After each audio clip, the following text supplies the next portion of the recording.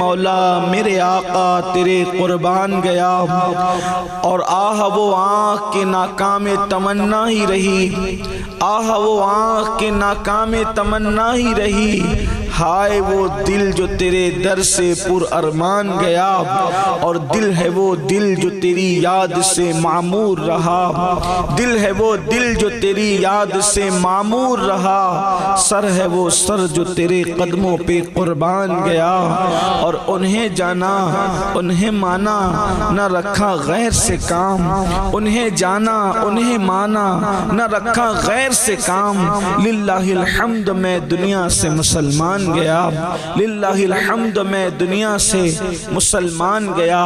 آج کی یہ محفل رادھن پور کی سرزمین پر ایک اللہ کے برگزیدہ بندے، اللہ کے نیک بندے، اللہ کے ولی، ان کے عرس سراپا قدس کے موقع پر انعقاد پذیر ہے۔ اللہ پاک میری اور آپ سب کی حاضری کو شرف قبولیت عطا فرمائے۔ میں نے جن آیات کی تلاوت کرنے کا شرف حاصل کیا اس کے متعلق میرا اللہ مجھے حق کہنے اور آپ تمامی خواتین و حضرات کو حق سن کر اس پر عمل کرنے اور اسے عام کرنے کی توفیق عطا فرمائے۔ یہ عرس کے موقع پر واعظ و نصیحت کی جو محفل ہوتی ہے، عرس کا مقصد یہ نہیں کہ بھیڑ اکٹھا کر لی جائے، عرس کا مقصد یہ نہیں کہ ناچ گانے کیے جائیں، عرس کا مقصد یہ نہیں کہ میلے ٹھیلے لگائے جائیں، عرس کا مقصد یہ ہے کہ ولی نے ساری زندگی جس شریعت کے پیغام کو دیتے ہوئے گزار دیا، اسی پیغام کو ان کے عرس کے موقع پر بھی دہرایا جائے، تاکہ لوگ شریعت پر عمل کر کے اپنے لیے نجات کی راہ تلاش کریں۔ اسی مناسبت سے بڑی مشہور آیہ کریمہ پڑھی گئی ہے۔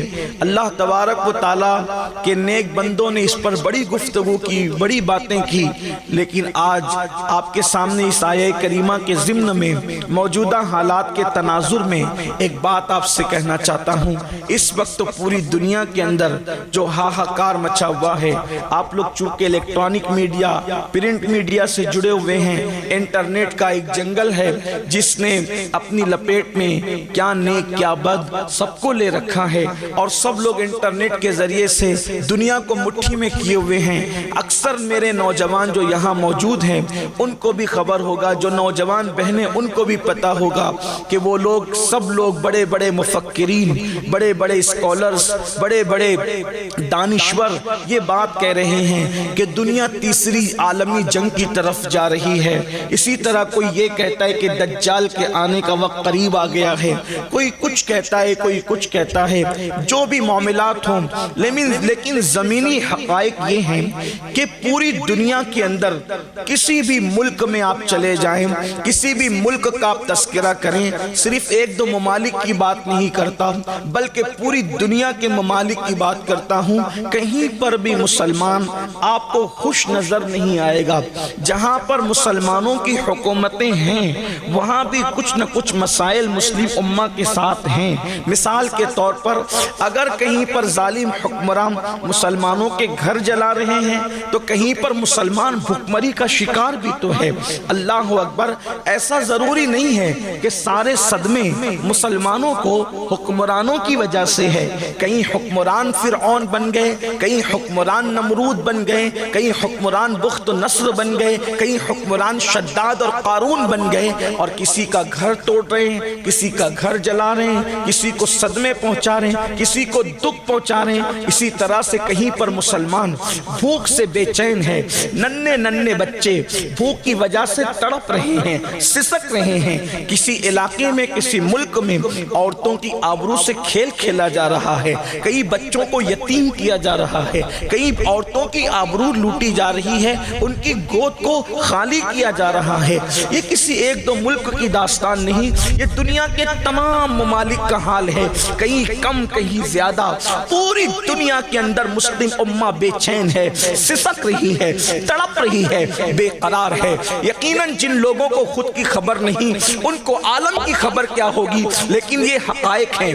جب بھی کسی کا گھر ٹوٹتا ہوگا، جب بھی کسی کے گھر سے دھواں نکلتا ہوگا، جب بھی کسی کے گھر سے آگ اٹھتی ہوگی، جب بھی کسی کی بیٹی کی آبرو لٹتی ہوگی، جب بھی کسی ماں کی گود بیوہ جو ہے وہ خالی ہوتی ہوگی، اجڑتی ہوگی، جب بھی کسی بچے کو یتیمی کا داغ دیکھنا پڑتا ہوگا، جب بھی کوئی خاتون جوانی کے عالم میں بیوہ ہو کر سسکتی ہوگی، تو آپ تصور کر سکتے ہیں کہ ہر ایک کی نگاہ آسمان کی طرف اٹھتی ہے، اور ہر بندہ یہ چاہتا ہے بلکہ اپنے تصورات اور تخیلات کی دنیا میں ایک اللہ کے ولی کے قدموں میں بیٹھ کر کے عرض کروں، جب بھی کوئی معصوم یتیم ہوتا ہوگا تو آسمان کی طرف آنکھوں میں آنسو لا کر سنت سکینہ پر عمل کرتے ہوئے یہ کہتا ہوگا، میرے اللہ میں تو یتیم ہو گیا، آخر آسمان سے مدد کب آئے گی؟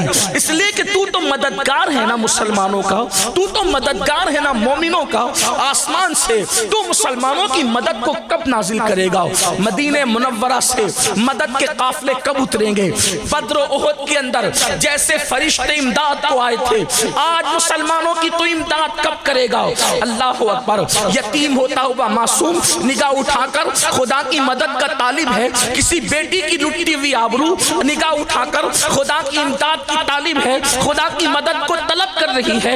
جب کسی کا جنازہ زمین پر بے گور و کفن تڑپتا ہوگا، ارض فلسطین پر جب کسی کی جوانی خاک و خون میں لٹتی ہوگی، تو یقیناً کوئی ماں اپنی باہوں کو پھیلا کر کے کیا قدرت سے یہ نہ کہتی ہوگی، مولا تو مدد کب کرے گا؟ ہماری مدد، ہمارے لیے مدد نازل فرما۔ گویا کہ بھوکے اللہ سے مدد طلب کر رہے ہیں، جو لٹتے ہوئے آبرو خدا سے مدد طلب کر رہی ہے، اٹھتے ہوئے جنازے خدا سے مدد طلب کر رہے ہیں، یتیم ہوتے ہوئے بچے خدا سے مدد طلب کر رہے ہیں، بیوہ ہونے والی جوان خدا کی مدد طلب کر رہی ہے۔ جب تک اللہ کی مدد نہیں آتی اس وقت تک کائنات میں انقلاب نہیں آ سکتا۔ اللہ اکبر۔ اسی طرح لوگ لٹتے رہیں گے، اسی طرح لوگ پٹتے رہیں گے، اسی طرح لوگ بھوکے رہیں گے، اسی طرح لوگ سسکتے رہیں گے، اسی طرح لوگ تڑپتے رہیں گے۔ مدد کیوں نہیں آتی؟ اللہ نے تو ابراہیم خلیل کی مدد کی تھی۔ یہ واقعہ مسلمان کے بچے کو یاد ہے، اللہ نے ابراہیم کی مدد کی تھی۔ کس طرح سے؟ اللہ اکبر۔ جب وقت کا بادشاہ نمرود بن گیا اور اس نے ابراہیم پہ ظلم کیا تو نارے نمرود ابراہیم کے لیے گلزار ہو گئی تھی علیہ السلام۔ بولو آسمان سے مدد آئی تھی کہ نہیں آئی تھی؟ ہمیں ہمارے بچے کو یہ واقعہ یاد ہے، ہر کتاب کے اندر یہ بات لکھی ہوئی ہے۔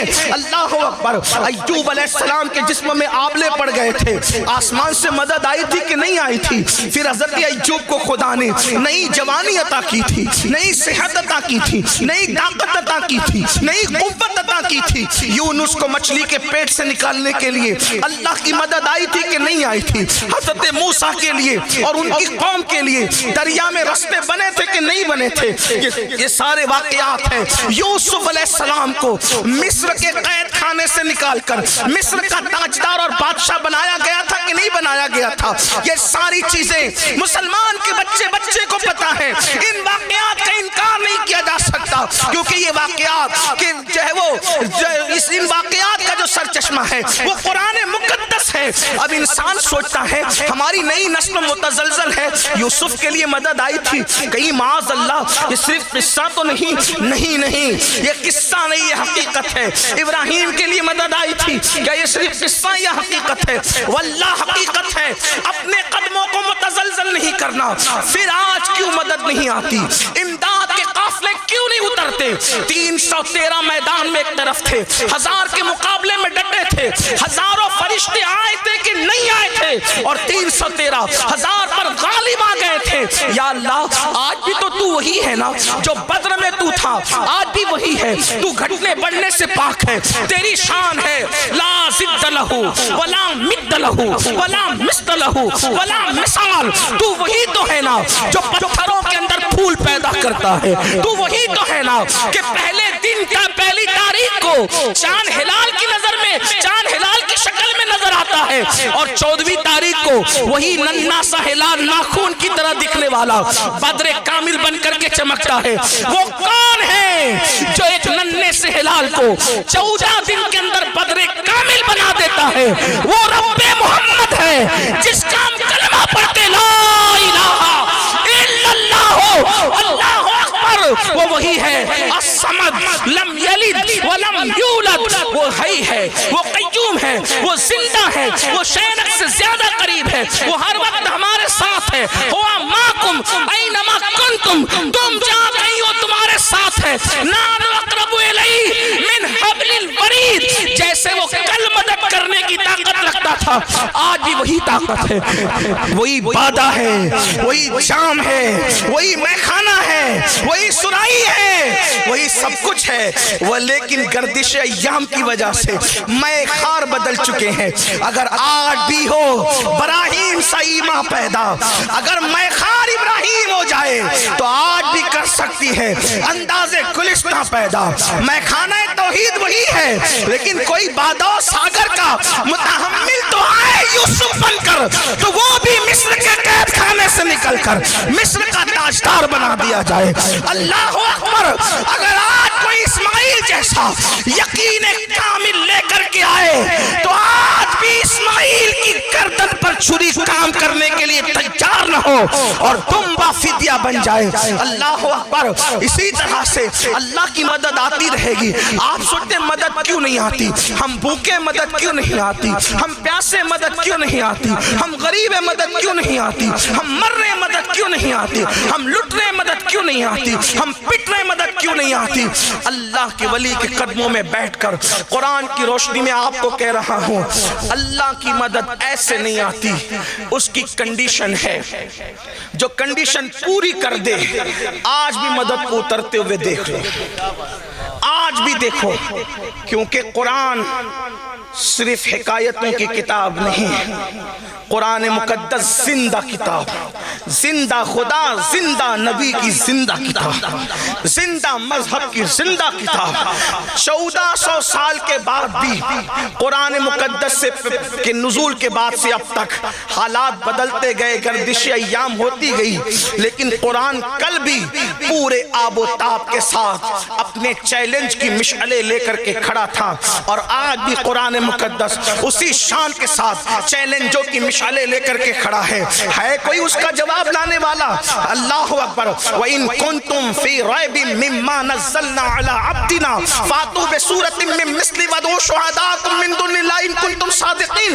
آج بھی قرآن کا چیلنج ہے کوئی اس چیلنج کا جواب لانے والا؟ نہیں، ہرگز نہیں۔ آپ مجھ سے پوچھنا چاہتا ہوں، اللہ کی مدد اگر چاہتے ہو، چاہے اپنی نجی زندگی میں، پرسنل لائف میں چاہتے ہو، یا اپنے گھر کے اعتبار سے چاہتے ہو، یا اپنے گاؤں کے اعتبار سے چاہتے ہو، یا اپنے ملک کے اعتبار سے چاہتے ہو، یا پوری کائنات کے اعتبار سے چاہتے ہو، اگر چاہتے ہو اللہ کی مدد، ایک کنڈیشن ہے، ابھی مدد اترتے ہوئے دیکھو گے۔ واللہ میں کوئی خطیب نہیں کہ خطابت کے جوہر دکھا کر چلا جاؤں، پوری ذمہ داری کے ساتھ ایک ولی کو سبق سنانے کے لیے آیا ہوں، ان کی موجودگی میں کہہ رہا ہوں، اور میرا عقیدہ ہے ولی زیر زمین جنت کی ہوائیں کھاتے ہوئے میری اس گفتگو کو سماعت کر رہے ہیں، اور انشاءاللہ وہ قیامت میں گواہی دیں گے۔ اللہ اکبر، میرے آقا علیہ السلام کے دیوانوں، تم جہاں چاہو اللہ کی مدد آ جائے، تم جہاں چاہو اللہ کی نصرت آ جائے، لیکن کنڈیشن ہے، اللہ کی مدد ایسے نہیں آتی۔ قرآن اس کے لیے 2 شرط لگاتا ہے، استعینوا بالصبر والصلاۃ، اللہ کی مدد طلب کرو صبر اور نماز کے ذریعے سے۔ اللہ کی مدد کیسے آئے گی؟ 2 چیزوں سے۔ خواتین کی بھی توجہ چاہتا ہوں، اللہ نے کنڈیشن لگائی ہماری مدد، آپ دیکھ لو جس پہ مدد آئی وہ صابر بھی تھا اور نمازی بھی تھا۔ کسی بے نمازی پر اللہ کی مدد نہیں بتا سکتے۔ توجہ کریں، 72 اور 22,000، ان 72 میں صابر بھی ہے، بے نمازی بھی ہے، اس لیے مدد حسین کے لیے آئی، مدد یزید کے لیے نہیں آئی۔ حالانکہ حسین بھی اللہ کا بندہ ہے اور یزید بھی اللہ کا بندہ ہے، لیکن اللہ کی کنڈیشن ہے، ہم بندگی نہیں دیکھتے، ہم کنڈیشن دیکھتے ہیں، ہم خاندان بھی نہیں دیکھتے، کنڈیشن دیکھتے ہیں۔ استعینوا بالصبر والصلاۃ، جہاں صبر اور نماز ہے وہاں میری مدد کے جلوے دیکھتے ہیں۔ سبحان اللہ، نعرہ تکبیر، نعرہ سبحان اللہ سبحان اللہ واہ سبحان اللہ. علماء کی موجودگی میں ذمہ داری سے کہوں، بدر میں دونوں اولاد ابراہیم ہے، بدر میں دونوں اولاد اسماعیل ہے.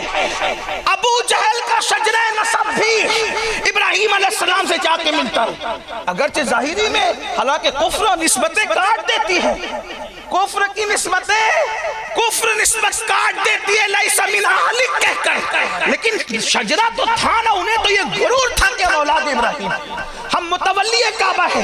ابو جہل کا شجرہ نسب بھی ابراہیم سے مل رہا ہے، اور ابو بکر کا شجرہ نسب بھی ابراہیم سے مل رہا ہے.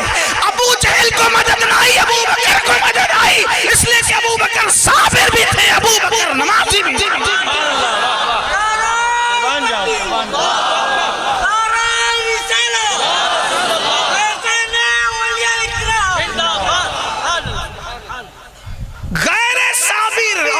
نمازی کی کبھی مدد نہیں آئی. ہمیشہ سے دیکھ لو، دیکھو اللہ اکبر، عزیز مصر اور اس کی پوری قوم کو دیکھو، وہ لوگ بھی کوئی معمولی لوگ نہیں تھے نا، ان کی تاریخ آپ اٹھا کر پڑھیں، ان کے لیے مدد نہیں آئی. مدد آئی تو یوسف صدیق کے لیے آئی. کیوں؟ یوسف نمازی بھی، یوسف صابر بھی. لیکن اب بہت لمبی نہ کر دے، نماز پر تو آپ سنتے ہیں صابر کسے کہتے اور صبر کسے کہتے. اصل عنوان آج کا یہ ہے، صبر کسے کہتے اور صابر کون. اب تک ہم نے بچپن سے کیا سنا؟ علماء کی بارگاہ میں سبق سناتے ہوئے غلطی کروں تو میری اصلاح کریں گے، احسان کریں گے مجھ پہ. صبر کا مطلب کیا؟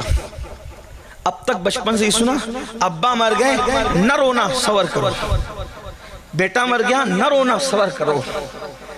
یعنی لوگوں کے ذہن میں سوچ بن گئی نہ رونا صبر ہے اور رونا صبر کے خلاف.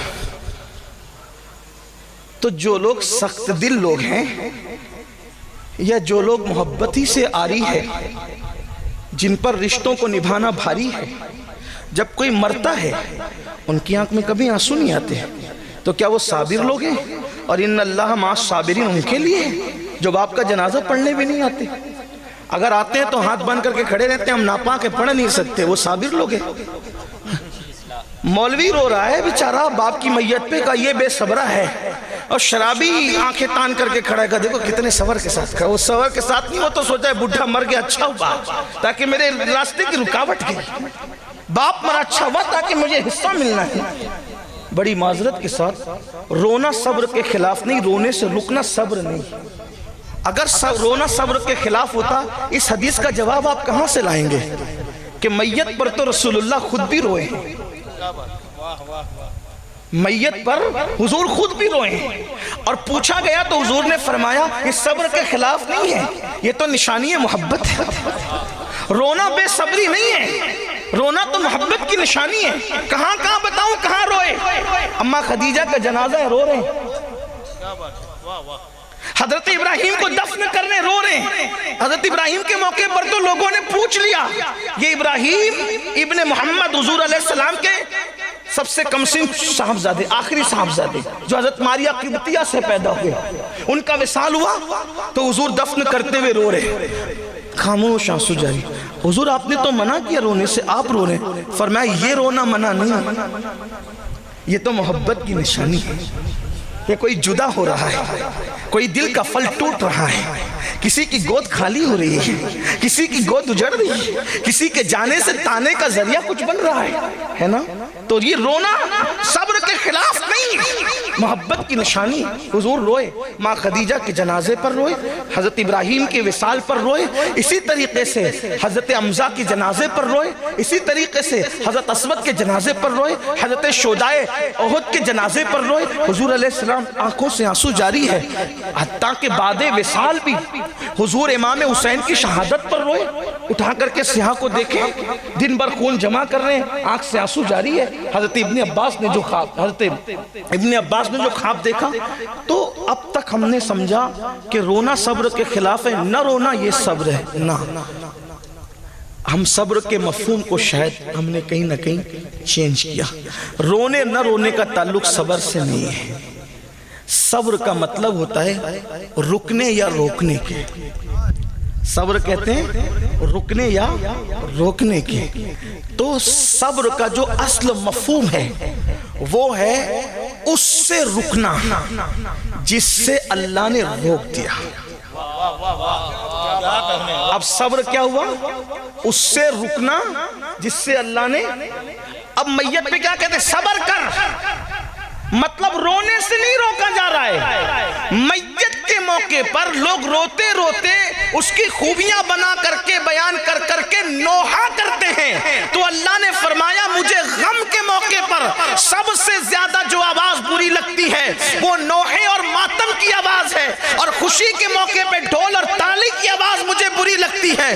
تو اللہ رب العزت کے نیک بندوں نے کہا صبر کرو, مطلب نوحہ مت کرنا کیونکہ نوحے سے اللہ نے منع کیا ہے. ماتم مت کرنا, ماتم سے اللہ نے منع کیا ہے. اب کیا مطلب ہوا؟ صبر کا مطلب یہ کہ جس چیز سے اللہ نے تجھے روک دیا ہے اس سے رک جانے کا نام صبر ہے. اب قرآن کہہ رہا ہے استعینوا بالصبر, صبر اور مدد, صبر اور نماز سے اللہ کی مدد طلب کرو. یعنی جن جن گناہوں سے اللہ نے تمہیں روک دیا ہے تم اس سے رک جاؤ, اور رکنے کے بعد نماز ادا کرو. آج بھی آسمان سے مدد اترتی ہوئی اپنی نگاہوں سے دیکھ لو. سبحان اللہ, سبحان اللہ. اب مدد کیوں نہیں آتی؟ اب مدد کیوں نہیں؟ کہ ہم رک نہیں رہے ان کاموں سے جن کاموں سے اللہ نے روکا ہے. ہم ہر وہ کام کر رہے جس سے اللہ نے روکا ہے.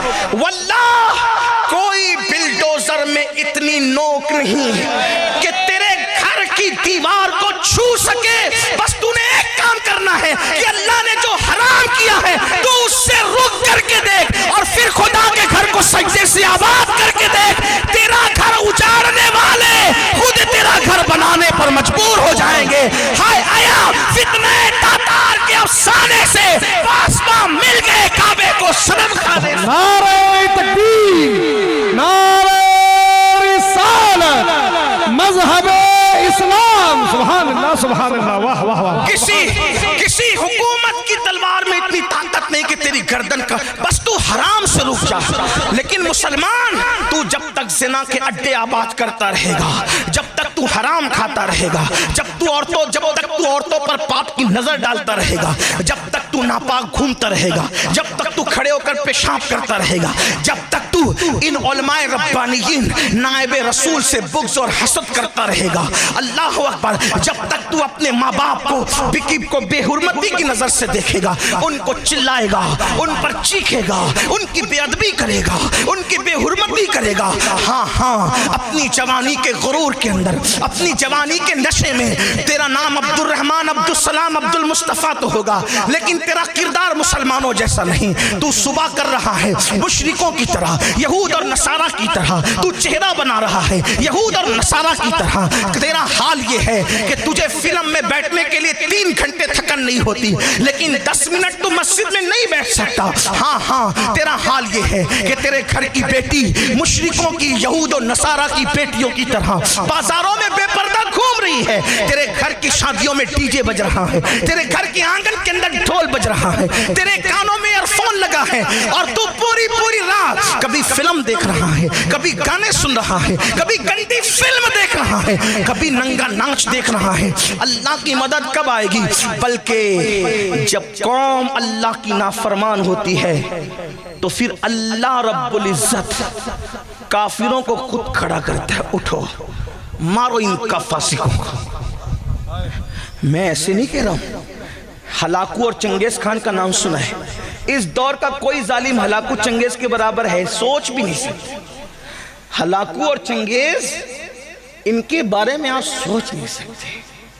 ہلاکو چنگیز نے جب مسلمانوں پہ حملہ کیا ہے, کئی دنوں تک دجلہ میں پانی نہیں صرف خون نظر آتا, دریا میں خون نظر آتا, اور سر مسلمانوں کی کھرپڑیوں میں شراب پیتے تھے وہ لوگ. لائبریریاں انہوں نے جلا کر کے پانی میں بہائی تھی. مسلمانوں کی بیٹیوں کے ساتھ وہ ظلم کیا ہے کہ کبھی وقت ہو, یہی عنوان ہو تو اس پر تفصیلی گفتگو, لیکن میرا عنوان وہ نہیں. اتنا ظلم کیا. ایک بزرگ, ایک ولی کہتے ہیں کہ جب ان کی فوج چلتی تھی تو ایسا لگتا ہے فوج نہیں چل رہی ہے، جیسے سیلاب آ رہا ہے، سروں کا ایک سیلاب ہے۔ اس ولی نے سوچا کہ میں مقابلہ کروں گا ان کا، تو جب وہ مقابلے کے لیے گئے تو دیکھا کہ نہیں، میں مقابلہ نہیں کر سکتا۔ آپ ولی ہو کے نہیں کر سکتے؟ کہ ان کے سروں پر ولیوں کی روحیں ہیں۔ کن کے سروں پر؟ ان کافروں کے، چنگیز اور ہلاکو کی فوج کے سروں پر ولیوں کی روحیں، ولیوں کی روحیں۔ اور وہ روحیں تڑپ تڑپ ان کو کہتی ہے اے کافروں، ان فاسق فاجروں کو قتل کرو، کیونکہ یہ مسلمان نہ رہے، فاسق فاجر ہو گئے، شراب پی کر فاسق ہو گئے، زنا کر کے فاسق۔ یہ جتنی میری قوم تک میری آواز پہنچ رہی ہے، یہ تو نیک لوگ اللہ والے بیٹھے ہوئے ہیں، لیکن آپ سے کہتا ہوں ہر آدمی اپنے آپ کو بہتر جانتا ہے، میں بھی اور آپ بھی۔ اپنے من میں ڈوب کر سوچو کہ کتنے مسلمان ہو، اسلام کہاں ہے ہماری زندگی میں؟ تجارت سے لے کر نماز تک کون سے ہم مسلمان ہیں؟ ہمارے اندر اسلام کتنا ہے؟ ایک یہودی عیسائی جھوٹی قسم کھانے میں، حضرت اگر یہودی کو کہہ دو موسیٰ کی قسم کھائیں، یا وہ عیسائی سے کہہ دو عیسیٰ کی قسم کھائیں، وہ نہ کھائیں گے۔ اور تم 10 روپے کی سبزی اور 200 روپے کی چپل بیچنے کے لیے اللہ کی جھوٹی قسم کھاتے ہو۔ کتنے مسلمان ہو؟ ہنسنے کی بات نہیں۔ ہاں، یہودی اپنا مذہب کسی لڑکی کی بنیاد پہ چھوڑنے کو تیار نہیں، عیسائی اپنا مذہب کسی لڑکے کو دیکھ کر چھوڑنے کو تیار نہیں۔ اور یہ مسلمانوں کا حال ہو گیا کہ اگر کوئی لڑکی خوبصورت نظر آئے تو اپنا مذہب بھی اس کے قدموں میں رکھتے۔ تو کیا ہلاکو چنگیز خان سے زیادہ ظالموں کا تمہیں انتظار ہے؟ اور ان لڑکیوں کا حال یہ ہو گیا جو کنیزان فاطمہ کہلاتی ہے، اگر کوئی خوبصورت اور مالدار نظر آ گیا تو اس کے قدموں میں مذہب رکھ دیا۔ یاد رکھنا، مذہب کا کھلواڑ کرنے والوں کو زیادہ دن تک خوشی دیکھنا نصیب نہیں ہوتی۔ اگر کوئی بیٹی کسی خوبصورت اور مالدار کے چرنوں میں مذہب کی قربانی اور بلی دے رہی ہے تو ایک دن اس پر وہ آئے گا کہ وہ چھوڑ کر کے بھاگے گا، اور پھر مذہب اسلام بھی اس کو پناہ نہیں دے گا، اور وہ در در بھیک مانگنے پہ مجبور ہو جائے گی، عبرت کی موت مرنے پہ مجبور ہو جائے گی۔ اور ایسا ہی ان لڑکوں کا حال ہے جو حسن پر، جو دولت پر، جو طاقت پر، ان کے قدموں میں آج اپنا مذہب قربان کرنے ہیں۔ نادان، ایمان اور اسلام اس دولت کا نام ہے۔ اگر علی اکبر جیسا بیٹا لٹا کر کے اس کو بچا لیا جائے تو بھی سستا ہے، اس لیے کہ اسلام کے برابر کوئی چیز ہو ہی نہیں سکتی۔ یہ ہم نے کربلا سے سیکھا ہے، یہ ہم نے کربلا سے سیکھا۔ 6 مہینے کا معصوم لٹا کر اگر دین بچا لیا جائے تو بھی سستا، اس کی قیمت نہیں ہے، اس کو دین کہتے۔ تم لڑکے اور لڑکیوں کے قدموں پہ دین قربان کر رہے ہو، تو یہ ان ظالموں جیسا تو ہم سوچ بھی نہیں سکتے۔ مگر وہ ظالم آئے کیوں تھے؟ بہت لمبی نہیں کروں گا، ٹائم تو پہلے ہی زیادہ ہوا، تھوڑی دیر غور کرنا، شارٹ کروں گا۔ حالانکہ مجھے بہت سے عنوانات دیے گئے لیکن اب عنوانات کو چھڑنے کا ٹائم بھی نہیں۔ اللہ کرے کسی کے دل میں بات اترے۔ یاد رکھنا، تو آخر ہلاکو چنگیز خان جیسے ظالم مسلمانوں پہ کیوں مسلط کیے گئے؟ اور ولیوں کی روحیں کہہ رہی تھی اے کافروں، ان فاسقوں کو مار ڈالو، قتل کرو۔ اس لیے کہ اس دور کا مسلمان بھی بہت دولت مند تھا۔ خلافت عباسیوں کی خلافت تھی اور دولت دی تھی، خدا نے بہت مال دیا تھا، پوری دنیا میں اسلام کا غلغلہ تھا، کئی براعظموں پر اسلام کی حکومت تھی۔ مسلمانوں کا حال یہ تھا کہ دوسرے ممالک کے بیت المال میں اور شاہی خزانے میں جتنی دولت نہیں ہوتی تھی اتنا بغداد کے ایک ایک مسلمان کے پاس دولت ہوتی، اتنی دولت خدا نے دی تھی۔ لیکن دولت پا کر وہ ایسے ہی بگڑے تھے جیسے میرے ہندوستان کا تاجر بگڑا ہے، جیسے میرے ملک کے لوگ آوارہ ہوئے ہیں، ویسے ہی دولت پائی، دولت دینے والے خدا کو بھولا، کافروں جیسی شکل بنائی، یہود و نصارہ جیسا کلچر بنایا، زندگی انہی کی طرح۔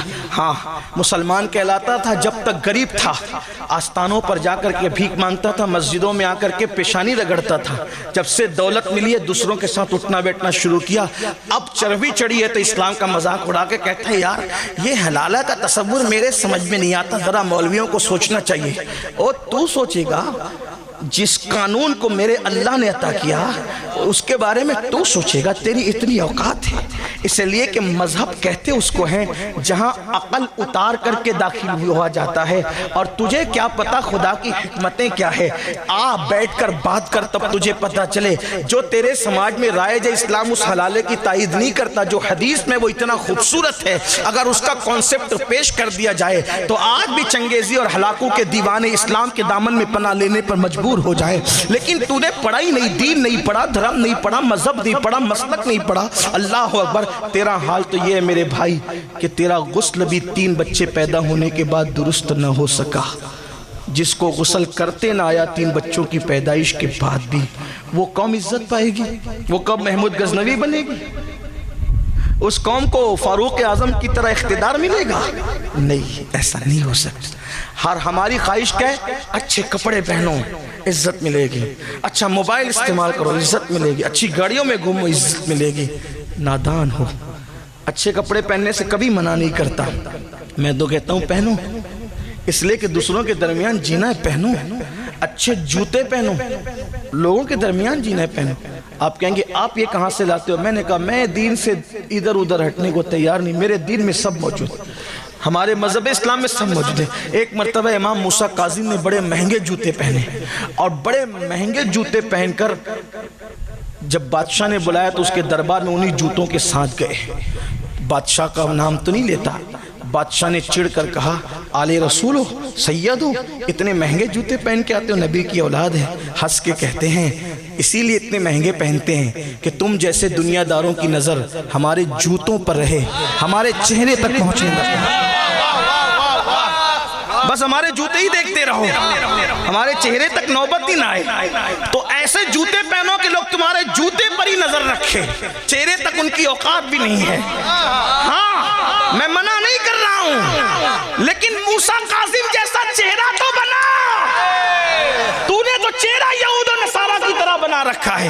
ایک مرتبہ امام جعفر صادق نے بڑا قیمتی جبہ پہنا، ایک حاسد آ کر کے کہنے لگا آل نبی ہو کر کے اتنے مہنگے کپڑے پہنتے ہو، فوراً کرتا اٹھا دیا تو نیچے ٹاٹ تھا، بولا یہ کیا ہے؟ تو کہا یہ جو ٹاٹ ہے نا اس کے لیے، یار کے لیے، اور یہ خوبصورت جبہ تیرے جیسے مکار کے لیے، تاکہ لوگ ہمیں حقیر نہ سمجھیں، تاکہ لوگ ہمیں حقیر، دنیا میں جینا ہے تو ہمیں لوگوں کے ساتھ اس طرح کا رویہ کرنا ہوگا، لیکن اندر تو کچھ ہو نا، اندر کسی کے لیے ہو تو سب اوپر ہی اوپر کر رہے ہو۔ تو ہمیں عزت کپڑوں سے نہیں، ہمیں عزت قیمتی موبائل سے نہیں، ہمیں عزت کاروں سے نہیں۔ آپ کو پتہ عزت ملنا کیسے ہے؟ جس وقت بیت المقدس فتح ہونے کرنے کے لیے مسلمان بیت المقدس کی طرف بڑھتے ہیں اور مسلمانوں کے آگے چاہے وہ دوسری طاقتیں ہار جاتی ہیں تو ان کے علماء بیت المقدس کی دیوار پر کھڑے ہو کر کہتے ہیں تم کتنی بھی کوشش کر لو، تم لوگ ہم سے بیت المقدس لے نہیں سکتے، کیونکہ ہماری مذہبی کتاب میں لکھا ہوا ہے کہ ایک درویش بادشاہ ہوگا، اس کے ہاتھوں بیت المقدس فتح ہوگا، ایک درویش بادشاہ ہوگا، اس کے ہاتھوں بیت المقدس فتح ہوگا۔ اللہ اکبر۔ ابو عبیدہ ابن الجراح بڑے ہوشیار تھے، ان کو امین الامہ کہا گیا ہے، انہوں نے نیچے سے کہا اس بادشاہ کی صفت بھی تو لکھی ہوگی، بیان کر۔ تو کہا ہاں تیرا چہرہ گول ہے، وہ تو فتح کرنے آیا نا بیت المقدس، تیرا چہرہ گول ہے، تو نہ کر سکے گا، اس کا چہرہ تھوڑا سا لمبا ہے، اس کی داڑھی بڑی بڑی پتلی پتلی سینے تک آئی ہوئی ہے، اس کا چہرہ سرخ ہے، اس کے ہونٹ پتلے پتلے ہیں، تیرے گال اوپر ہے، اس کے گال اندر کی طرف ہے، اور اس کی جو لنگی ہے وہ اس کے ٹکنے کے اوپر ہے، اس کا لباس اس طرح کا ہے اور وہ اس طرح کا اور اس طرح کا ہے۔ جیسے جیسے وہ پڑھتا جا رہا تھا ابو عبیدہ مسکراتے جا رہے تھے۔ اس بوڑھے راہب نے کہا میری بات پر تو ہنستا کیوں ہے؟ تو فرمایا تو جو صفت بیان کر رہا ہے وہ درویش بادشاہ ہمارے ہی پاس ہے، لیکن وہ بیت المقدس میں نہیں، وہ مدینہ منورہ میں موجود ہے۔ سبحان اللہ، نعرہ تکبیر، نعرہ رسالت۔ بلا اس کو، اگر میں دیکھ لوں گا تو اس کو بن لڑے چابی دے دوں گا۔ پھر ابو عبیدہ का खत लिखते अमीर उल मोमिनीन जानशीन रसूल फारूक आजम सैयदना उमर इब्न अल-खत्ताब गैसुल मुनाफिकीन इमामुल मुजाहिदीन इमामुल मुशाहिदीन फी रब्बिल आलमीन अल्लाहु अकबर। मेरे नबी का जानशीन, मेरे नबी का परवरदा, मेरे नबी का तरबियत याफ्ता, जिसको रसूलुल्लाह ने साया सजाया सवारा निखारा और इतना बुलंद कर दिया कि आका फरमाते मेरे बाद कोई नबी होता तो वो उमर इब्न खत्ताब होते। ला नबी बादी मगर मेरे बाद कोई नबी नहीं। 3 बर्रे आजमों का हाकिम, एक मुल्क का नहीं, 3 बर्रे आजमों के हाकिम को खत लिखा है बैतुल मुकद्दस आना है। आज देख लो दुनिया के वजीरों को एक मुल्क से दूसरे मुल्क जाते तो कितना इतराते हैं, फिर भी हाल ये होता है कि लोग नजर उठाकर देखते भी नहीं। जिन लोगों को पता उनको पता है, मुंह तकते रहते हैं लोग, ये औकात है और हम नए कपड़ों से जाएंगे चार्टर फ्लाइट। मैं किसी एक मुल्क की बात नहीं कर रहा हूँ, ये दुनिया के सारे मुल्कों का, वरना कोई मुल्क का आदमी, पड़ोसी मुल्क का आदमी, अड़ोसी मुल्क का मुझ पे नाराज हो जाए कि आप हमारे मुल्क का। मैंने कहा हम तो जनरल बात कहते हैं, शराब के खिलाफ तकरीर करेंगे तो कोई शराबी उठ के लड़ेगा हमारे खिलाफ करे, हमें तो पता ही नहीं शराबी कौन है, हम तो अपनी बात करते हैं। तब ये चार्टर फ्लाइट जो चोरी चोरी चुपके चुपके लिए जा रहे हैं उनकी बात हो रही है, जो है वो है, जो कौम के पैसे चुरा कर रोजाना नए कपड़े पहन रहे, जो है सो है, हमें नहीं पता कौन है, हम तो जनरल बात करने के आदि करते रहेंगे। जिनकी बेइज्जतियां हो रहे लोग तकते नहीं तकते उनकी तरफ, लेकिन आओ जालिमों की इज्जत कहीं नहीं है, ना जमीन के ऊपर है ना जमीन के अंदर है। लेकिन 3 बर्रे आज़मों का वाहिद यक्ता हाकिम, जिसको वो यहूदी उलमा दरवेश बादशाह कह रहे थे, फकीर बादशाह, उस तक खत पहुंचा तो उसके पास दूसरा लिबास भी नहीं था। इतना लंबा सफर करना, एक ही जुब्बा, एक ही कपड़ा है, पेवन वाला फटा हुआ। उसी फारूक आजम को बताऊं ये दीन है मेरे भाई, दीन गया कपड़े निजात नहीं दिला। एक दिन फारूक आजम जुमा की नमाज में लेट आए, थोड़ा सुन ले अगर बात आई है तो आपसे कहूँ, खिलाफत राशिदा क्या है। हाँ, एक दिन जुमा की नमाज में लेट आए तो किसी ने कहा उमर तुम जुमा में लेट आने लगे, रसूलुल्लाह के दर में तो फजर से बैठते थे ना, अब तुम खलीफा हो गया, तुम लेट आते हो, नमाज तुमने पढ़ानी, तुम लेट आते हो। फारूक आजम की आंख में आंसू थे। फरमाया शायद तुमको इसका इल्म नहीं है कि मेरे पास यही एक जुब्बा, इसके अलावा दूसरा जुब्बा नहीं है। अब मैं फजर की नमाज पढ़कर जब घर जाता हूँ तो इस जुब्बे को धो करके सुखाता हूँ, जब सूख जाता है तो पहन कर आता हूँ। आज मदीने में सूरज नहीं निकला, बदली थी, जब सूरज नहीं निकला तो जुब्बा सूखने में लेट हो गया, इसलिए मैं आने में लेट हो गया। ये था इस्लाम का मानने वाला मुसलमान।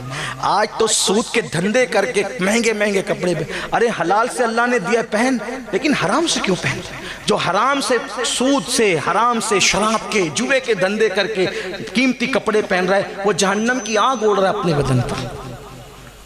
हलाल से कमाओ, हलाल से आप इस्तेमाल करो, लेकिन हराम क्या है? हराम का इस्लाम में कोई कॉन्सेप्ट नहीं, कोई तसव्वुर नहीं। और जब तक मुसलमान हराम में डूबा रहेगा उस वक्त तक अल्लाह की मदद कभी नहीं है, इससे बदतरीन हालात होंगे। मैं बद्दुआ के तौर पे नहीं कह रहा हूं, मैं यकीन और हक़ाइक़ के तौर पे कह रहा हूं। हम रहे न रहे, जो लोग रहेंगे वो देखेंगे। अगर मुसलमान अब भी नहीं सुधरा, इससे बदतरीन हालात होंगे। जंगल के दरिंदे, बकरियां, गधों, कुत्तों, बिल्ली के जो हालात लोग देखते हैं, उससे बदतरीन अमवात होगी लोगों की। कोई दफन करने वाला नहीं होगा, कफन के कपड़े मैसर नहीं होंगे अगर मुसलमान अब भी तौबा नहीं करते, मुसलमान अब भी अल्लाह की तरफ रुजू नहीं करते, मुसलमान अब भी नहीं पलटते। फारूक आजम को खत लिखा, दूसरा ना लिबास था और ना दूसरी एक ही सवारी थी। आपने वाकया सुना है, वाकया निगारी कोई मकसूद नहीं, सिर्फ इशारा दे रहा हूं ताकि नौजवानों को पता चले दौलत सब कुछ नहीं है, दौलत ईमान सब कुछ है। मोबाइल का कनेक्शन सब कुछ नहीं है, मदीने का कनेक्शन सब कुछ है। हाँ, ऊंची कारों के अंदर बैठ जाना सब कुछ नहीं है, शरीयत मुतहरा को अपने ऊपर नाफिज कर लेना सब कुछ है। उससे खुदा तुम्हारा वो रोब पैदा करेगा कि हमारे जूते ही देखते रहो, हमारे चेहरे तक नौबत ही ना आए। तो ऐसे जूते पहनो कि लोग तुम्हारे जूते पर ही नजर रखे, चेहरे तक उनकी औकात भी नहीं है। हाँ, میں منع نہیں کر رہا ہوں، لیکن موسیٰ کاظم جیسا چہرہ تو بنا، تو نے تو چہرہ یہود و نصارہ کی طرح بنا رکھا ہے۔ ایک مرتبہ امام جعفر صادق نے بڑا قیمتی جبہ پہنا، ایک حاسد آ کر کے کہنے لگا آلے نبی ہو کر کے اتنے مہنگے کپڑے پہنتے ہو، فوراً کرتا اٹھا دیا تو نیچے ٹاٹ تھا، بولا یہ کیا ہے؟ تو کہا یہ جو ٹاٹ ہے نا اس کے لیے، یار کے لیے، اور یہ خوبصورت جبہ تیرے جیسے مکار کے لیے، تاکہ لوگ ہمیں حقیر نہ سمجھیں، تاکہ لوگ ہمیں حقیر، دنیا میں جینا ہے تو ہمیں لوگوں کے ساتھ اس طرح کا رویہ کرنا ہوگا، لیکن اندر تو کچھ ہو نا، اندر کسی کے لیے ہو تو سب اوپر ہی اوپر کر رہے ہو، تو ہمیں عزت کپڑوں سے نہیں، ہمیں عزت قیمتی موبائل سے نہیں، ہمیں عزت کاروں سے نہیں۔ آپ کو پتہ عزت ملنا کیسے ہے؟ جس وقت بیت المقدس فتح ہونے کرنے کے لیے مسلمان بیت المقدس کی طرف بڑھتے ہیں اور مسلمانوں کے آگے جو ہے وہ دوسری طاقتیں ہار جاتی ہیں، تو ان کے علماء بیت المقدس کی دیوار پر کھڑے ہو کر کہتے ہیں تم کتنی بھی کوشش کر لو، تم لوگ ہم سے بیت المقدس لے نہیں سکتے، کیونکہ ہماری مذہبی کتاب میں لکھا ہوا ہے کہ ایک درویش بادشاہ ہوگا، اس کے ہاتھوں بیت المقدس فتح ہوگا، ایک درویش بادشاہ ہوگا، اس کے ہاتھوں بیت المقدس فتح ہوگا۔ اللہ اکبر۔ ابو عبیدہ ابن الجراح بڑے ہوشیار تھے، ان کو امین الامہ کہا گیا ہے، انہوں نے نیچے سے کہا اس بادشاہ کی صفت بھی تو لکھی ہوگی، بیان کر۔ تو کہا ہاں تیرا چہرہ گول ہے، وہ تو فتح کرنے آیا نا بیت المقدس، تیرا چہرہ گول ہے، تو نہ کر سکے گا، اس کا چہرہ تھوڑا سا لمبا ہے، اس کی داڑھی بڑی بڑی پتلی پتلی سینے تک آئی ہوئی ہے، اس کا چہرہ سرخ ہے، اس کے ہونٹ پتلے پتلے ہیں، تیرے گال اوپر ہے، اس کے گال اندر کی طرف ہے، اور اس کی جو لنگی ہے وہ اس کے ٹکنے کے اوپر ہے، اس کا لباس اس طرح کا ہے اور وہ اس طرح کا اور اس طرح کا ہے۔ جیسے جیسے وہ پڑھتا جا رہا تھا ابو عبیدہ مسکراتے جا رہے تھے۔ اس بوڑھے راہب نے کہا میری بات پر تو ہنستا کیوں ہے؟ تو فرمایا تو جو صفت بیان کر رہا ہے وہ درویش بادشاہ ہمارے ہی پاس ہے، لیکن وہ بیت المقدس میں نہیں، وہ مدینہ منورہ میں موجود ہے۔ سبحان اللہ، نعرہ تکبیر، نعرہ رسالت۔ بلا اس کو، اگر میں دیکھ لوں گا تو اس کو بن لڑے چابی دے دوں گا۔ پھر ابو عبیدہ خط لکھتے امیر المومنین جانشین رسول فاروق اعظم سیدنا عمر ابن الخطاب غیث المنافقین امام المجاہدین امام المشاہدین فی رب العالمین، اللہ اکبر، میرے نبی کا جانشین، میرے نبی کا پروردہ، میرے نبی کا تربیت یافتہ، جس کو رسول اللہ نے سجایا سوارا نکھارا اور اتنا بلند کر دیا کہ آقا فرماتے میرے بعد کوئی نبی ہوتا تو وہ عمر ابن خطاب ہوتے، لا نبی بعدی، مگر میرے بعد کوئی نبی نہیں۔ 3 بر اعظموں کا حاکم، ایک ملک کا نہیں، 3 بر اعظموں کے حاکم کو خط لکھا ہے بیت المقدس آنا ہے۔ آج دیکھ لو دنیا کے وزیروں کو ایک ملک سے دوسرے ملک جاتے تو کتنا اتراتے ہیں، پھر بھی حال یہ ہوتا ہے کہ لوگ نظر اٹھا کر دیکھتے بھی نہیں۔ جن لوگوں کو پتا ان کو پتا ہے، منہ تکتے رہتے لوگ، یہ اوقات ہے اور ہم نئے کپڑوں سے جائیں گے، چارٹر فلائٹ۔ میں کسی ایک ملک کی بات نہیں کر رہا ہوں، یہ دنیا کے سارے ملکوں کا، ورنہ کوئی ملک کا آدمی، پڑوسی ملک کا آدمی، اڑوسی ملک کا آدمی مجھ پہ ناراض ہو جائے کہ آپ ہمارے ملک کا۔ میں نے کہا ہم تو جنرل بات کہتے ہیں، شراب کے خلاف تقریر کریں گے تو کوئی شرابی اٹھ کے لڑے گا ہمارے خلاف کرے، ہمیں تو پتہ ہی نہیں شرابی کون ہے، ہم تو اپنی بات کرتے ہیں۔ تب یہ چارٹر فلائٹ جو چوری چوری چپکے لیے جا رہے ہیں ان کی بات ہو رہی ہے، جو ہیں وہ ہیں، جو قوم کے پیسے چرا کر روزانہ نئے کپڑے پہن رہے، جو ہے سو ہے، ہمیں نہیں پتا کون ہے، ہم تو جنرل بات کرنے کے عادی کرتے رہیں گے۔ جن کی بے عزتیاں ہو رہے ہیں لوگ تکتے نہیں تکتے ان کی طرف، لیکن آؤ ظالموں کی عزت کہیں نہیں ہے، نہ زمین کے اوپر ہے نہ زمین کے اندر ہے، لیکن 3 بر اعظموں کا واحد یکتا حاکم، جس کو وہ یہودی علماء درویش بادشاہ کہہ رہے تھے، فقیر بادشاہ، اس تک خط پہنچا تو اس کے پاس دوسرا لباس بھی نہیں تھا، اتنا لمبا سفر کرنا، ایک ہی جبہ ایک ہی کپڑا ہے، پیون والا پھٹا ہوا۔ اسی فاروق اعظم کو بتاؤں یہ دین ہے میرے بھائی، دین گیا کپڑے نجات نہیں دلا سے۔ ایک دن فاروق اعظم جمعہ کی نماز میں لیٹ آئے، تھوڑا سن لیں اگر بات آئی ہے تو آپ سے کہوں خلافت راشدہ کیا ہے۔ ہاں ایک دن جمعہ کی نماز میں لیٹ آئے تو کسی نے کہا عمر تم جمعہ میں لیٹ آنے لگے، رسول اللہ کے در میں تو فجر سے بیٹھتے تھے، اب تم خلیفہ ہو گیا، تم لیٹ آتے ہو، نماز تم نے پڑھانی، تم لیٹ آتے ہو۔ فاروق اعظم کی آنکھ میں آنسو تھے، فرمایا شاید تم کو اس کا علم نہیں ہے کہ میرے پاس یہی ایک جبہ، اس کے علاوہ دوسرا جبہ نہیں ہے۔ اب میں فجر کی نماز پڑھ کر جب گھر جاتا ہوں تو اس جبے کو دھو کر کے سکھاتا ہوں، جب سکھ جاتا ہے تو پہن کر آتا ہوں۔ آج مدینے میں سورج نہیں نکلا، بدلی تھی، جب سورج نہیں نکلا تو جبہ سکھنے میں لیٹ ہو گیا، اس لیے میں آنے میں لیٹ ہو گیا۔ یہ تھا اسلام کا ماننے والا مسلمان۔ آج تو سود کے دھندے کر کے مہنگے مہنگے کپڑے پہ، ارے حلال سے اللہ نے دیا پہن، لیکن حرام سے کیوں پہن؟ جو حرام سے، سود سے، حرام سے، شراب کے، جوے کے دھندے کر کے قیمتی کپڑے پہن رہا ہے، وہ جہنم کی آگ اوڑھ رہا ہے اپنے بدن پر۔ حلال سے کماؤ، حلال سے آپ استعمال کرو، لیکن حرام کیا ہے؟ حرام کا اسلام میں کوئی کانسیپٹ نہیں، کوئی تصور نہیں۔ اور جب تک مسلمان حرام میں ڈوبا رہے گا اس وقت تک اللہ کی مدد کبھی نہیں ہے، اس سے بدترین حالات ہوں گے۔ میں بددعا کے طور پہ نہیں کہہ رہا ہوں، میں یقین اور حقائق کے طور پہ کہہ رہا ہوں۔ ہم رہیں نہ رہیں، جو لوگ رہیں گے وہ دیکھیں گے۔ اگر مسلمان اب بھی نہیں سدھرا اس سے بدترین حالات ہوں گے۔ جنگل کے درندے، بکریاں، گدھوں، کتوں، بلی کے جو حالات لوگ دیکھتے ہیں اس سے بدترین اموات ہوگی لوگوں کی۔ کوئی دفن کرنے والا نہیں ہوگا، کفن کے کپڑے میسر نہیں ہوں گے اگر مسلمان اب بھی توبہ نہیں کرتے، مسلمان اب بھی اللہ کی طرف رجوع نہیں کرتے، مسلمان اب بھی نہیں پلٹتے۔ فاروق اعظم کو خط لکھا، دوسرا نہ لباس تھا اور نہ دوسری ایک ہی سواری تھی۔ آپ نے واقعہ سنا ہے، واقعہ نگاری کوئی مقصود نہیں، صرف اشارہ دے رہا ہوں تاکہ نوجوانوں کو پتہ چلے دولت سب کچھ نہیں ہے، دولت ایمان سب کچھ ہے۔ موبائل کا کنیکشن سب کچھ نہیں ہے، مدینے کا کنیکشن سب کچھ ہے۔ ہاں اونچی کاروں کے اندر بیٹھ جانا سب کچھ نہیں ہے، شریعت مطہرہ کو اپنے اوپر نافذ کر لینا سب کچھ ہے۔ اس سے خدا تمہارا وہ روب پیدا کرے گا کہ انشاءاللہ جانور بھی تمہارا احترام کرتے نظر آئیں۔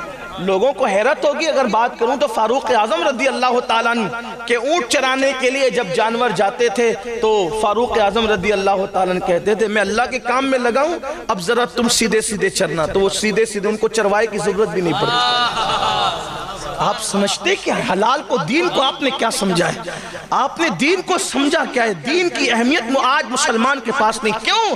اس لیے کہ ہم پیدائشی مسلمان ہیں، ہمیں دین حاصل کرنے کے لیے نہ بیٹا قربان کرنا پڑا، نہ بھائی قربان کرنا پڑا، نہ بیٹیوں کی قربانی دینی پڑی۔ وہ جو اصحاب رسول تھے، حضور کے صحابہ، حضور کی اہل بیت، انہوں نے قربانیاں دے کر کے دین حاصل کیا تھا نا، تو تب ان کو اس کی اہمیت کا اندازہ تھا۔ ہمیں کوئی اہمیت کا اندازہ نہیں ہے، ہم تو مسلمان باپ کے گھر میں پیدا ہوئے، گوشت انڈا مچھی کھانے والے مسلمان بن گئے اور اسی پر جنت کا سودا کرنے لگے۔ سن لو اچھی طرح سے، اصل دین کی طرف آؤ۔ تو اختصار کے ساتھ کام لیتے ہوئے عرض کر رہا ہوں کہ فاروق اعظم ایک ہی سواری ہے، اونٹنی ہے، غلام کو ساتھ لے جانا ہے، لیکن دنیا نے دیکھا یہ اسلام ہے۔ جو اسلام ہم پیش کر رہے ہیں اس کو سن کے تو لوگ گالیاں ہی دیں گے، لوگ کہتے لوگ ہمیں گالیاں دیتے، میں نے کہا دیں گے نا جو تم پیش کر رہے ہو۔ پڑوسی تمہارا تم سے چین سے نہیں ہے، بیویاں سکون سے نہیں ہے تمہارے گھروں میں، برا مت ماننا۔ سالن میں نمک زیادہ ہوتا ہے تو اس کو مارتے ہو، بیویاں مارنے کی چیز ہے؟ اب بتائیں، ام المومنین سیدہ عائشہ صدیقہ فرماتی ہے حضور علیہ السلام نے اپنی کسی بیوی کو اپنی ذات کے لیے کبھی نہیں پوچھا کہ یہ کام تو نے کیوں کیا اور یہ کام کیوں نہیں کیا، کبھی کسی بیوی کو ڈانٹا تک نہیں۔ یہ اسلام ہے، بیوی کو نہ ڈانٹنا اسلام ہے۔ مار رہے ہو، جلانے کی دھمکی دیتے ہو، کاٹنے کی دھمکی دیتے ہو، واپس گھر بھیجانے کی دھمکی دیتے ہو، طلاق کی دھمکی دیتے ہو، کہاں کس دین پہ عمل کر؟ بیویوں کے معاملے میں دین پر عمل ہے؟ حضور علیہ السلام نے اپنے بچوں کی، اپنے شہزادوں کی پرورش کیسے کی؟ حضور کے گھر میں بچے آئے اس لیے تھے تاکہ لوگوں کو پتہ چلے کہ بچوں کو کیسے پالا جاتا ہے۔ بچوں کو مونچھوں پہ تاؤ دے کر کے آنکھ دکھاتے، اور رسول اللہ اپنے شہزادے امام حسن امام حسین کو زمین پر گھٹنے اور ہاتھ رکھ کر کے کہتے تمہارا گھوڑا آ گیا، بیٹھو اس پر۔ بچوں کو یوں بھی کھلانا تو سنت ہے نا، تمہارا گھوڑا آ گیا۔ کون کہہ رہا ہے؟ صاحب براق کہہ رہا ہے تمہارا گھوڑا آ گیا۔ काबा कौसैन की हदें जिसके सामने सिमट आई है, वो कह रहा है तुम्हारा घोड़ा आ गया। और बच्चे भी कितने शान वाले थे, उन्हें बच्चा कहूं तो किस मुंह से कहूं, इसलिए कि वहां तो गोद में आलम शबाब हाले शबाब कुछ न पूछ, वहां तो बचपने में जवानी रश्क की और रानाई की नजर से देख रही है। लेकिन शहजादा हुसैन कहते नाना आप जब आपका घोड़ा आता है तो उसकी लगाम होती है, हमारा घोड़ा आया तो वो बेलगाम कैसे आया, तो अपनी जुल्फे पकड़ा दी, ये तेरे घोड़े की लगाम है, ये तेरी सवारी की लगाम। ये बच्चों को परवरिश करने का तरीका, ये मारा, ये डांटा, ये उठा, ये फेंक। घर में आए तो बच्चे बिल्ली की तरह दबक गए, फिर फक्र से दोस्तों में कहते हैं मेरा तो घर में इतना रोब है कि मैं घर जाता हूं तो मेरे बच्चे दबक जाते हैं। तो तू जालिम ही है। फिर हंसने की बात नहीं, बच्चों का सबसे बेहतरीन अगर कोई दोस्त है तो वो उसका बाप है। और जो बाप अपने बच्चों का दोस्त न बन सके उसकी औलाद कभी सुधरी भी नहीं हो सकती, वो कहीं और दोस्त ढूंढेगी, फिर उसको गलत दोस्त मिलेंगे। बाप बेहतरीन दोस्त होना चाहिए, बल्कि बाप और बेटे की दोस्ती इस हद तक पहुंच जानी चाहिए कि अगर बेटे को शादी की हाजत हो तो वो अपने बाप से हंसते हुए कह सके कि अब्बा अब मेरी शादी कर दो। ये इस्लाम है। हाँ, आप कहेंगे कि हमारे बच्चों को आप बिगाड़ने हैं, मैं बिगाड़ने नहीं आया हूं। क्यों पता है मुझे? अरे तेरा बच्चा जिना करके तुझे बदनाम करने से अच्छा ही तो है कि तेरे कान में कहे कि मेरी शादी कर दो। अरे तू फख्र से कहेगा मेरा बच्चा मर्द है इसीलिए उसे शादी की जरूरत है। वो औरों के बच्चे ना जो बाप से डर कर बदकारी करते हैं, जिनाकारी करते हैं, अपने बच्चों को अपने से इतना करीब करो। बेहतरीन दोस्त उसका बाप होना चाहिए। इस्लामी तस्वुर एक कॉन्सेप्ट है। बीवियों से इतना फ्री माहौल हो जिसके आगे जिब्रील थक करके बैठ जाते हैं, वो रसूल अपनी अज़वाज से कहते हैं चलो आज हम दौड़ लगाएंगे, जिसको आप अपनी ज़बान में रेस लगाना कहते हैं, चलो दौड़ लगाएंगे। और जहाँ जिब्रील आगे नहीं जा पाते, थके थे रूहुल अमी के बाजू, कहाँ वो दामन कहाँ वो पहलू, रिकाब छूटी उम्मीद टूटी, निगाहे हसरत के वलवले थे। जहाँ जिब्रील पीछे रह जाते वहाँ अपनी अज़वाज को उनका दिल खुश करने के लिए आगे कर देते, कहते आज तुम जीत गई।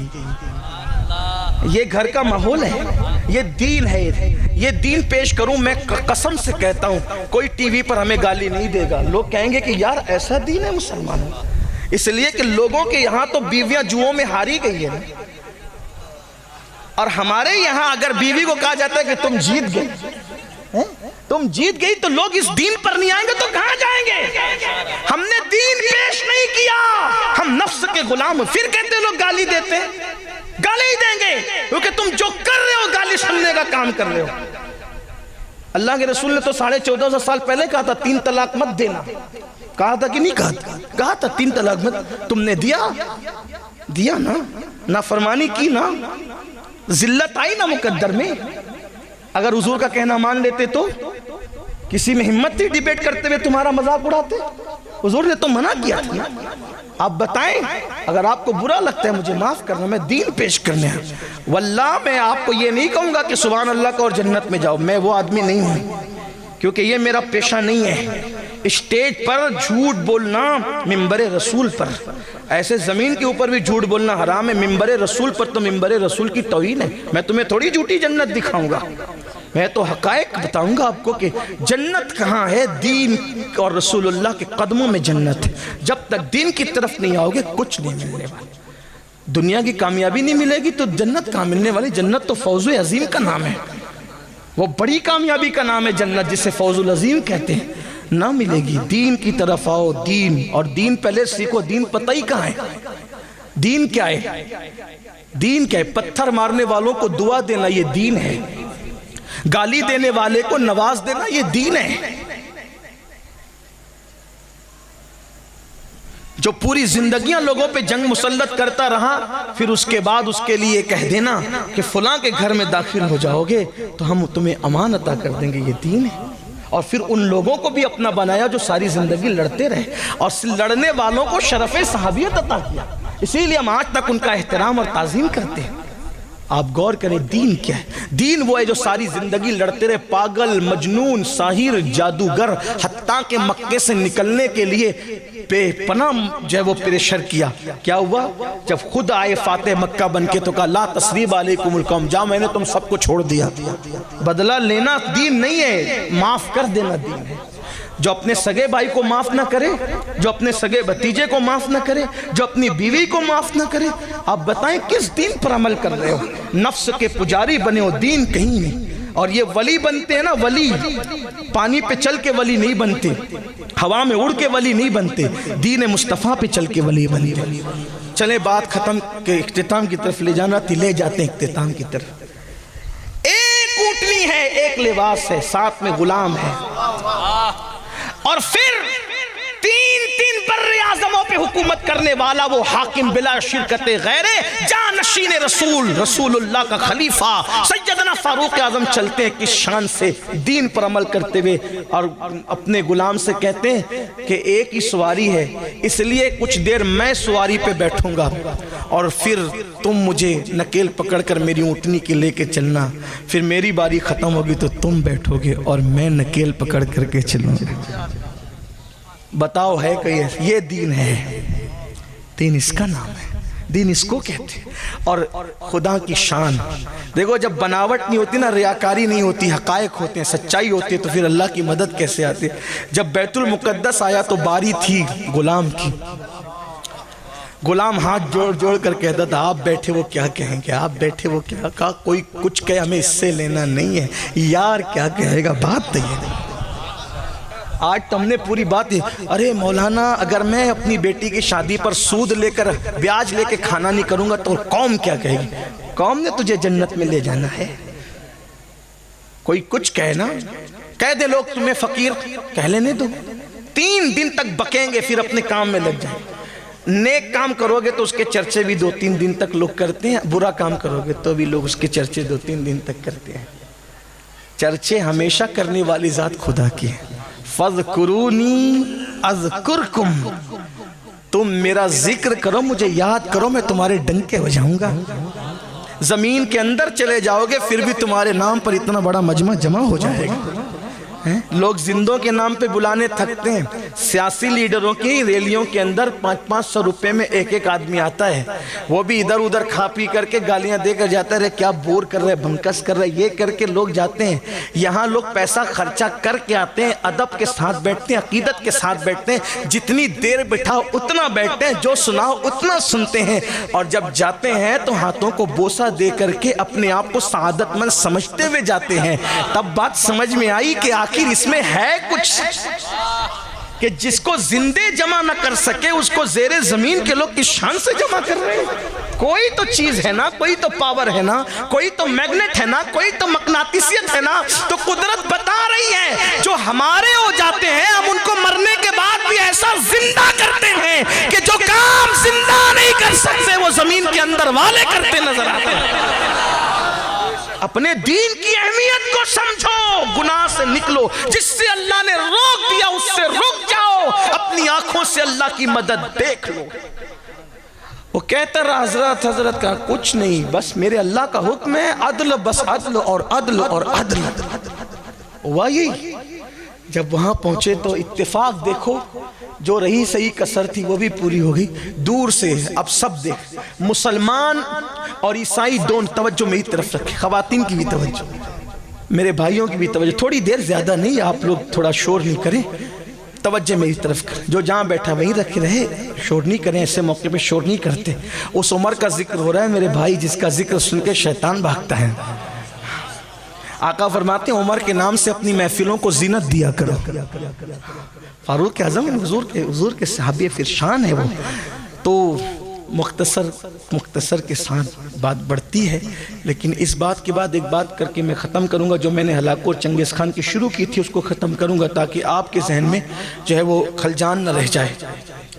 تو فاروق اعظم جب آ رہے تھے تو یہودی عیسائی بھی اہل کتاب بھی دیکھ رہے تھے، مسلمان بھی، ابو عبیدہ ابن الجراح خالد بن ولید کو ہاتھ مار مار کے کہتے تھے امیر المومنین کیا کر رہے ہیں، اس لیے کہ وہ بھی صحابی تھے، لیکن جن کی جیسی تربیت جس شان سے حضور نے کی تھی، منصب کے اعتبار سے حضور نے سب کو نوازا تھا، تو کہ کیا کر رہے ہیں، پہلے تو پھٹے پرانے کپڑے پہن کر کے آئے، پھر غلام کو بٹھا کر کے خود نکیل پکڑ کر کے آ رہے۔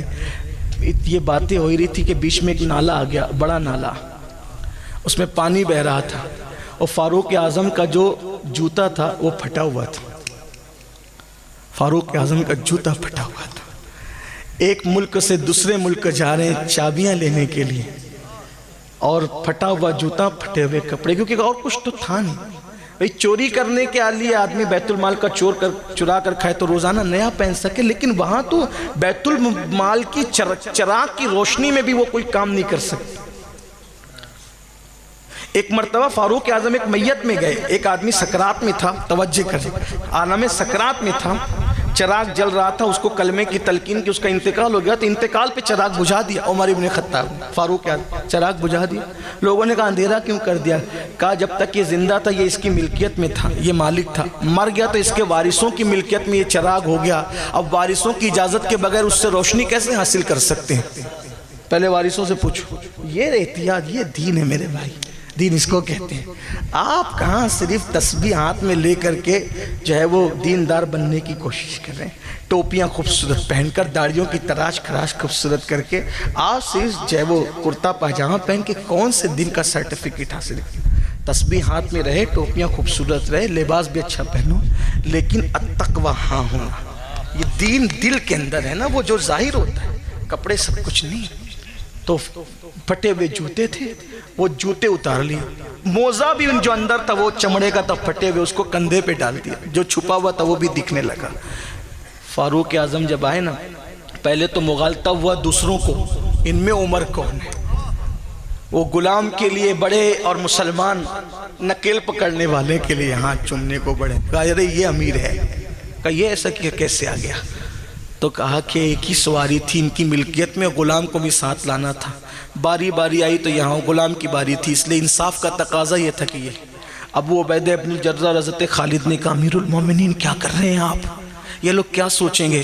کنکر اٹھائی اور کنکر اٹھا کر کے دونوں کی طرف پھینکا، کہا رسول اللہ کے وصال کو ابھی چند دن بھی نہیں گزرے، تم لوگ اتنی جلدی دنیا دار بن گئے؟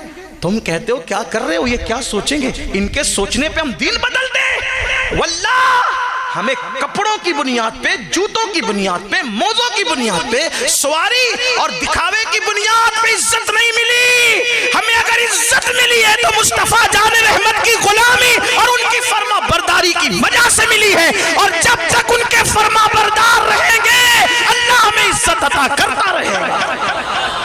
یہ بات تو ہو گئی۔ تو اس وقت جب ان لوگوں نے فاروق اعظم کا حلیہ دیکھا تو انہوں نے کہا اگر تو ایسے ہی آتا نا نارمل، ہم صرف چابی دیتے کیونکہ ہماری کتاب میں لکھا ہوا ہے، لیکن تو اس شان سے آیا انصاف کے ساتھ، چابیاں بھی دے رہے ہیں اور کلمہ پڑھ کے اسلام بھی قبول کر۔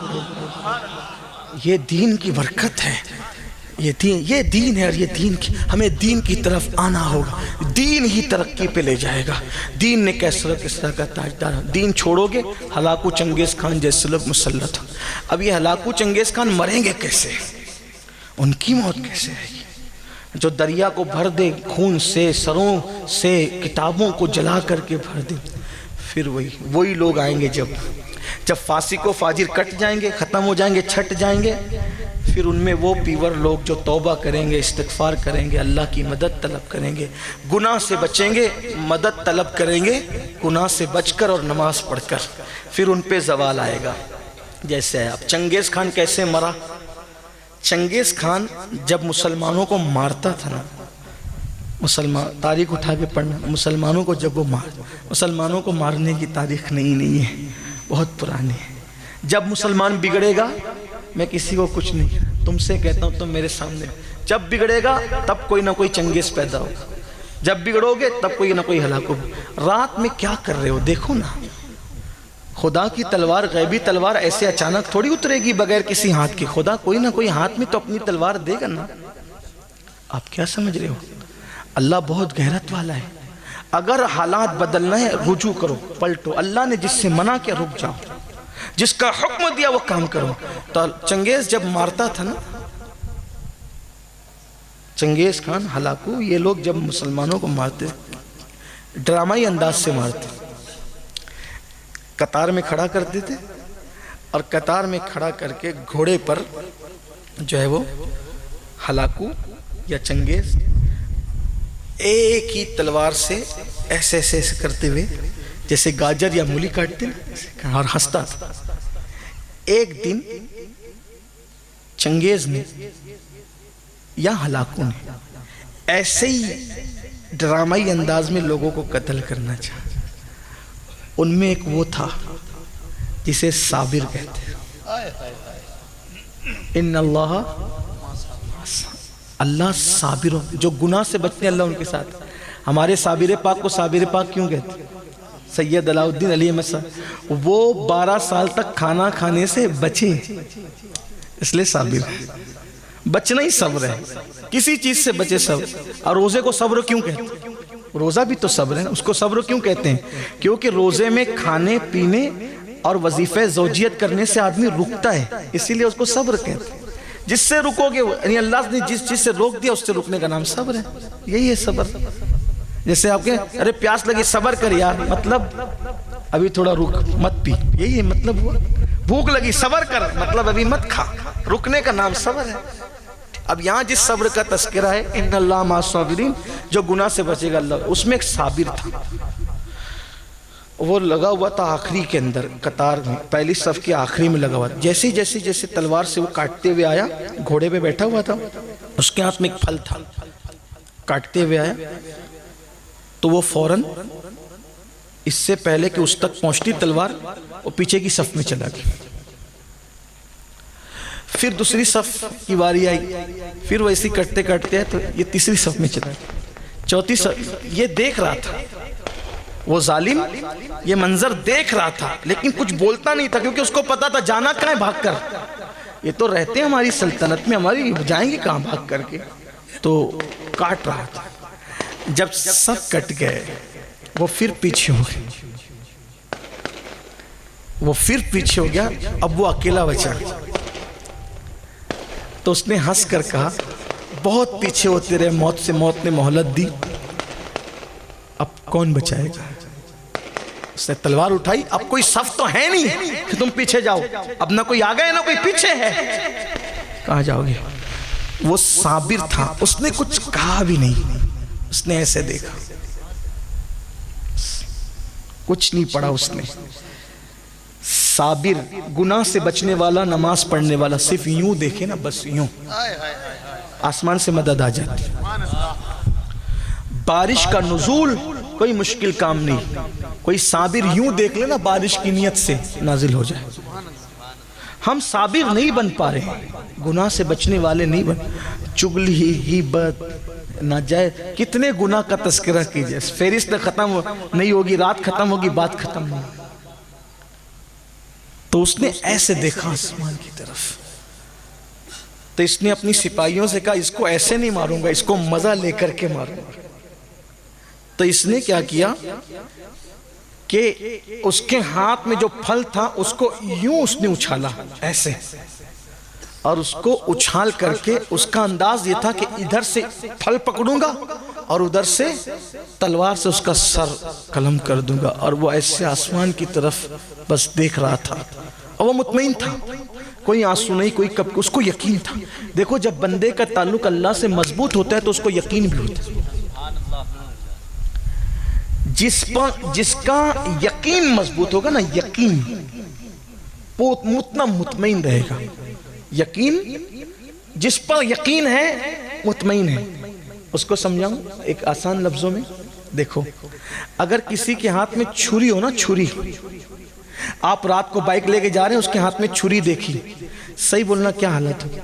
کتنے بھی ترم کھاؤں، اگر اکیلے ہو بائک پر اور کسی کے ہاتھ میں چھری، آپ نہتے ہو، بولو دھڑکن تیز ہوگی کہ نہیں ہوگی. وجہ اس پر اعتماد نہیں ہے، یقین نہیں ہے. یہ کرے گا کیا پتہ نہیں، شراب میں ہے، کس حالت میں ہے، غصے میں ہے، مارنے کس کو کھڑا ہے، کیا بولو کپ کپی تاری ہوگی کہ نہیں ہوگی.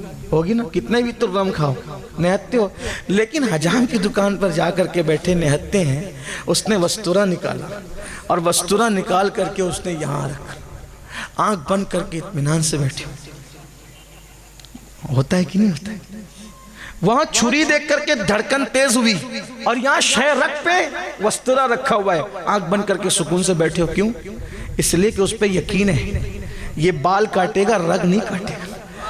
ارے نادان، اگر حجام پر یقین ہو جائے تو شے رگ پر وستورے کے بعد بھی انسان پرسکون رہتا ہے. اگر یار پر یقین ہو جائے تو پھر زندگی پرسکون کیوں نہیں؟ ہم نے اللہ پر یقین نہیں کیا. او حجاموں پہ یقین کرنے والوں، اللہ پہ یقین نہیں کیا. اپنے اللہ پہ یقین پیدا کرو، یقین محکم، عمل پہ ہم، محبت فاتح عالم. جہاد زندگانی میں ہے یہ مردوں کی شمشیریں.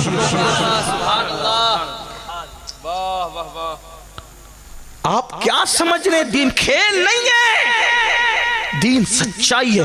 دنیا کی سب سے بڑی سچائی دین اسلام ہے، اس سے بڑی سچائی کچھ نہیں ہے. اللہ اس کے رسول پہ یقین مضبوط کرو. اس نے آنکھ اٹھا رکھی ہے اور وہ پھل اچھالتا ہے، اور اچھالنے کے بعد تلوار یوں کرتا ہے. مطمئن تھا وہ. کسی کا بہت اچھا شعر ہے، حسن کے 100 لباس ہے، حسن کے 100 لباس ہے، پھر بھی وہ مطمئن نہیں. عشق پہن کے مست ہے، یہ ایک دریدہ پیرہن. کوئی لباس عشق پہنے مطمئن ہی رہے گا. لباس عشق پہنے، آنکھ اوپر ہے، دل مطمئن ہے. اور تلوار اٹھتی ہے، پھل اچھالا جاتا ہے. تلوار اس کی گردن کے قریب آنے سے پہلے جیسے وہ پھل سنبھالنے جاتا ہے، بیلنس بگڑتا ہے. پھل اس کے اچھالنے پر اس کے اندازے سے دور جاتا ہے، بیلنس بگڑتا ہے، وہ ادھر جاتا ہے، اس کا پیر رکاب میں پھنس جاتا ہے، اور ہاتھ جو لگام پر تھا وہ کھچ جاتی ہے. گھوڑے کو تو لگام کھچنا ہے، اس نے بھاگنا ہے. ادھر رکاب میں پیر پھنسا، ادھر ہاتھ کھچا، گھوڑے نے تیزی سے بھاگنا شروع کیا، اور اس کے بعد جو ہے اس کا سر زمین پر آتا ہے، اور پٹک پٹک کر وہ اپنی فوج کے سامنے دم توڑ جاتا ہے.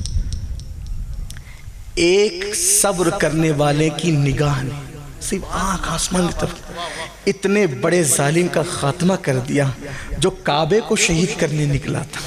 کعبہ توڑ دوں گا، لیکن کعبہ تو نہ توڑ سکا. اس کی زندگی کا شیش محل ہی ہمیشہ کے لیے چکنا چور ہو گیا، اور وہ لوگوں کے لیے عبرت بن گیا. ایک آدمی، بڑی بڑی فوج مقابلہ نہ کر سکی تلواروں سے، لیکن ایک کی نظر کام کر گئی. اللہ فرماتا ہے استعینوا بالصبر والصلاۃ، صبر اور نماز سے مدد طلب کرو.